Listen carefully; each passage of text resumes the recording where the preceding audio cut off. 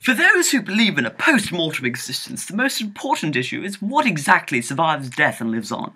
This depends on what is meant by a person, and the key to understand is to understand the relationship between the mind and the body.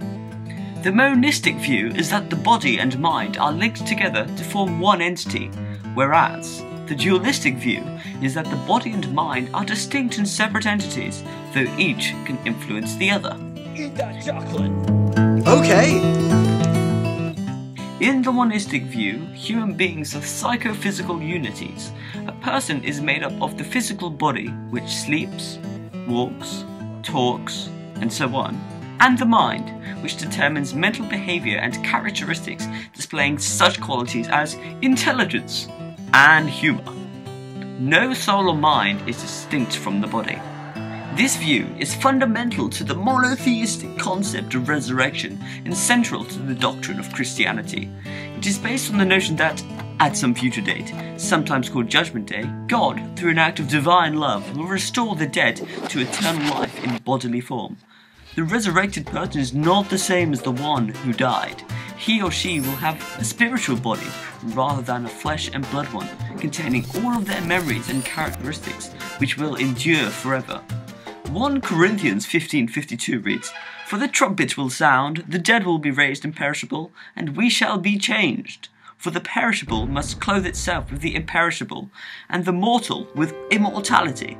This message was starkly demonstrated in Jesus Christ's supposed own resurrection from death, where he appeared before his disciples with a physical body saying, "Look at my hands and my feet. Touch me and see me. A ghost does not have flesh and bones, as you see I have." In the dualistic view, however, the physical body and the spiritual soul are regarded as distinct entities.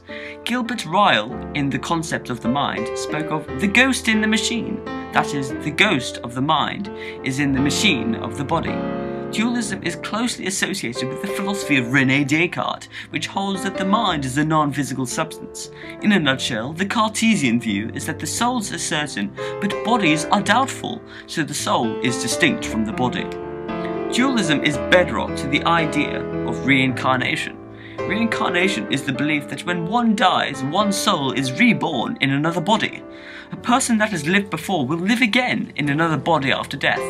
The bodily things one passes in and out of need not be human. One may have been a dog in the past life, but may be a spider or even a carrot in the future life.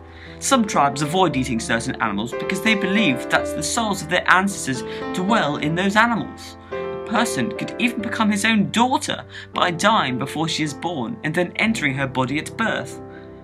Both the monistic and dualistic views present difficulties, most notably about whether or not the physical body is, in some way, linked to the soul. If it is, and only the soul survives, a very important aspect of the human character is lost.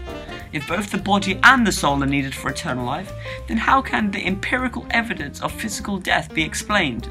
After much consideration, Bertrand Russell suggested that probably nothing survived. Our mental life is bound up with the brain structure and organised bodily energy.